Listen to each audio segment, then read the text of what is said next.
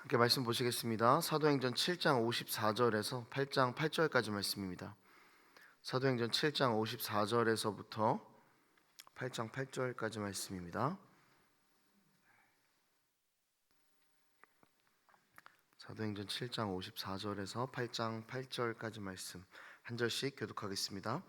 그들이 이 말을 듣고 마음에 찔려 그를 향하여 이를 갈거늘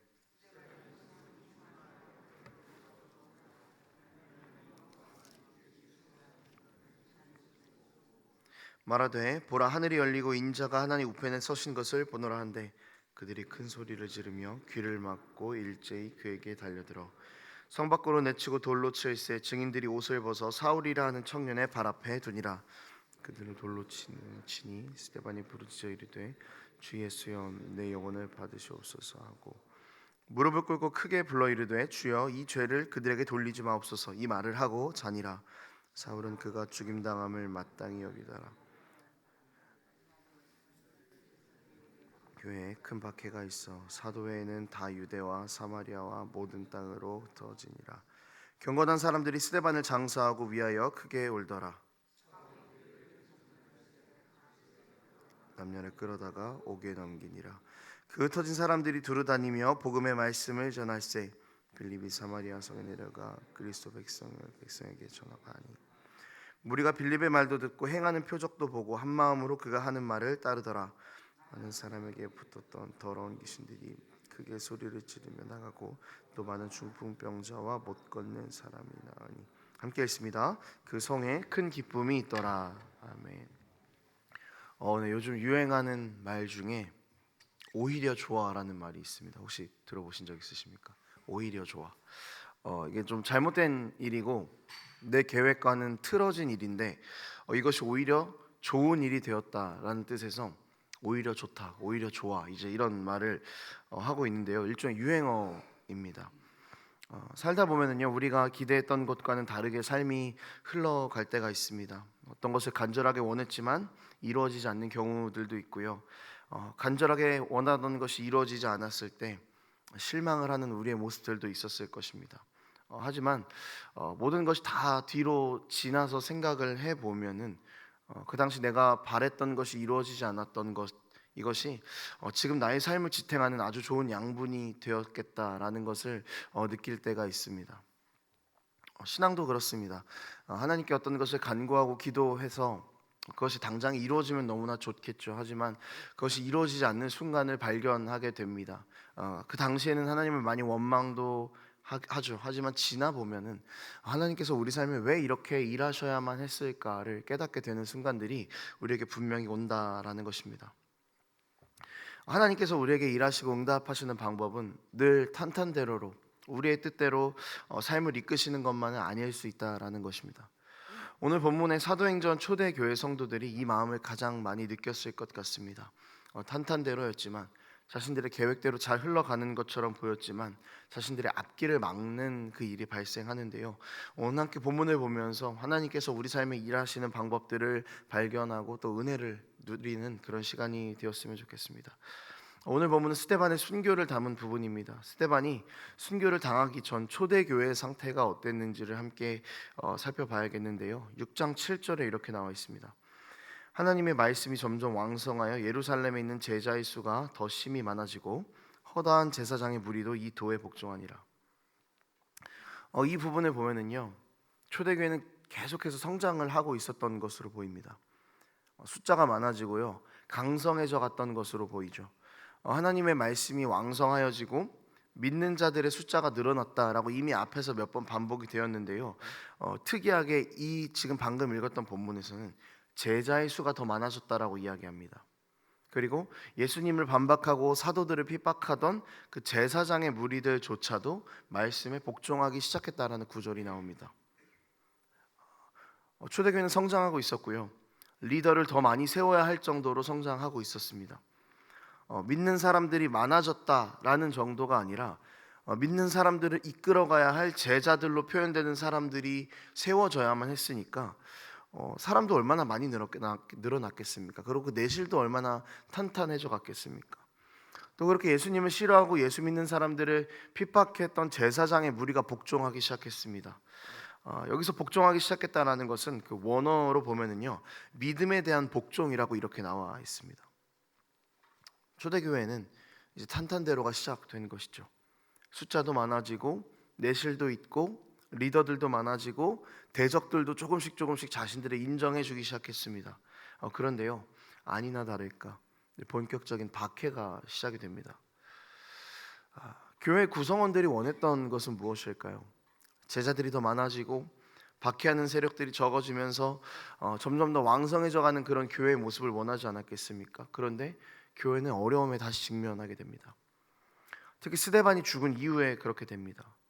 사울은 그리스도인들을 쫓아다니면서 박해했죠. 각 집으로 들어가서 남녀를 막론하고 다 감옥으로 집어넣었습니다.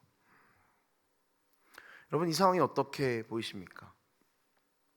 초대교인들이 기대했던 그들의 계획과는 전혀 다르게 교회 성장의 모습이 흘러가고 있는 것이죠. 반대로 일이 이루어지고 있는 것입니다. 그래서 성도들은요, 이 박해를 피해서 흩어지기 시작합니다. 1절에 이렇게 나와 있어요. 사울은 그가 죽임당함을 마땅히 여기더라. 그날에 예루살렘에 있는 교회에 큰 박해가 있어 사도 외에는 다 유대와 사마리아 모든 땅으로 흩어지니라. 초대교회가 원했던 결과와는 정반대의 일이 벌어지기 시작했습니다. 기껏 힘들게 모인 사람들이 흩어지기 시작했고요. 이 절망적인 상황에 실망했을지도 모르겠습니다. 하지만 하나님의 일하심은요, 늘 우리의 생각을 뛰어넘으시죠. 초대교회 사람들의 기대 이상으로 하나님께서는 이 상황을 통해서 일하기 시작하셨습니다. 4절에서 8절 말씀이 이렇게 나와 있어요. 그 흩어진 사람들이 두루 다니며 복음의 말씀을 전할세.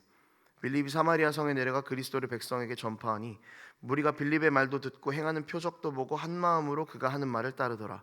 많은 사람에게 붙었던 더러운 귀신들이 크게 소리를 지르며 나가고 또 많은 중풍병자와 못 걷는 사람이 나으니 그 성에 큰 기쁨이 있더라. 박해를 피해서 흩어졌습니다. 그리고 흩어진 사람들이 복음을 전하기 시작했습니다. 심지어 이 흩어진 사람들이 전하는 복음을 많은 사람들이 듣고 한 마음으로 따르기 시작했습니다. 성령의 역사도요, 똑같이 일어납니다. 흩어진 빌립이 전했던 그 말씀을 들은 사마리아 성에는 큰 기쁨이 있었다라고 표현되고 있죠. 예루살렘에서 특별히 더 많이 전해지던 그 복음들이 세상으로 나아가서 전해질 때도 성령의 능력으로 인해서 계속해서 믿는 자들의 숫자가 늘어나고 있는 것입니다.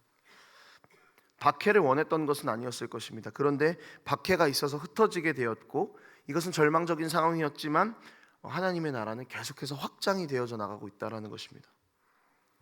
박해가 심해지면 심해지고 흩어지면 흩어질수록 초대교회는 연약해졌어야 정상이옵니다. 복음을 전하는 것은 끝났을 거라고 생각했을 것입니다. 이것은 아마 그 성도들의 계산이었겠죠. 우리의 계산일 겁니다. 함께 몰려들어서 숫자가 늘어나면 너무나 좋겠죠. 대적들이 없어지면 좋겠죠. 그렇게 성장하는 교회가 고이다 보면은 반드시 문제가 생기지 않겠습니까? 복음이 계속해서 퍼져나가야 되는데 이것에 제약이 생기지 않겠습니까? 하나님의 뜻은요, 정착이 아니었습니다. 복음이 땅 끝까지 전파되는 것이었습니다. 그렇기 때문에 박해가 심해져서 흩어지는 교회가 흩어지는 것, 이것은 하나님의 계산에 오히려 더 좋은 계산이었다라는 것이죠. 여러분, 십자가가 그랬습니다. 죽음은 모두에게 다 끝입니다. 죽음은 모두에게 다 절망이라고 여겨집니다. 고난은 어려운 일입니다. 누구나 다 피해가고 싶은 일입니다. 하지만 십자가는 죽음과 고난을 오히려 생명으로 만들었습니다. 그리고 우리에게 영원한 생명을 주셨죠. 하나님께서 우리 삶에 일하시는 방식이 십자가의 원리입니다. 이 초대교회가 흩어지고 복음을 전하는 이 장면이요, 십자가의 원리가 고스란히 담겨 있습니다. 삶이 우리의 계산대로 떨어지지 않을 때가 있습니다. 기도해도 우리의 뜻대로 삶이 흘러가지 않을 때가 있습니다. 하지만 우리 뜻대로 흘러가지 않는 것이 하나님의 계획이라면 그 순간을 통해서 우리를 더 연단하시고 믿음을 성숙시켜 나가시려는 그분의 뜻이 분명하게 있다라는 것입니다. 그러니 여러분, 우리 흔들리는 이 현상 때문에, 눈앞에 보이는 현상 때문에 하나님을 원망하거나 너무 쉽게 좌절하지 마십시오. 그분은 우리 삶의 가장 선한 것과 가장 귀한 것을 이미 준비하고 계십니다.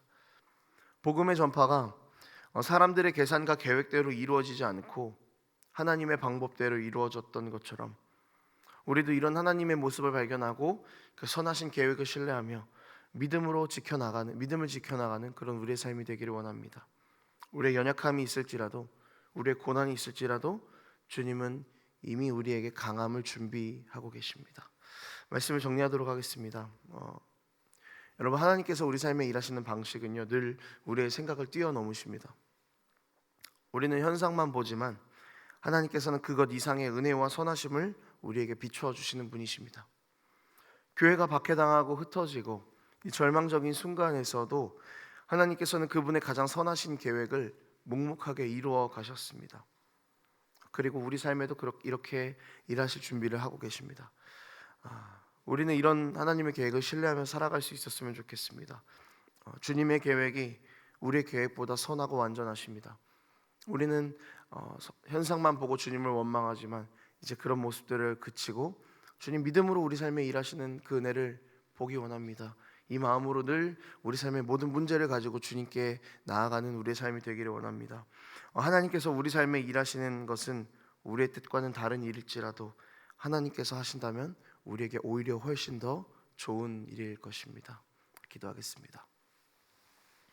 하나님 아버지, 우리는 연약하여서 우리에게 보이는 눈앞의 현상들에 참 많이 몰두하고 있습니다. 그러는 가운데에서 우리는 하나님을 놓치고 하나님의 크신 계획을 놓치며 살아갈 때가 많은 것 같습니다. 주님, 우리 삶의 모든 연약한 순간들에 직면할 때에 우리가 해야 할 것은 원망과 넘어짐이 아니라 우리 삶에 다시 한번 크게 역사하실 하나님을 보는 것인 줄을 믿습니다. 하나님, 우리가 하는 것은 악하고 우리가 하는 것은 완전하지 못하나 주님께서 하시는 일은 선하고 완전한 길임을 다시 한번 고백합니다. 주님, 우리에게도 은혜를 주시어서 이 우리에게 닥치는 모든 순간들 가운데에서 믿음으로 주님의 계획을 신뢰하는 삶이 될 수 있도록 하나님 한 사람 한 사람을 붙잡아 주시옵소서. 그렇게 우리 가운데 일하실 주님을 기대합니다. 감사드리며 예수님의 이름으로 기도합니다. 아멘.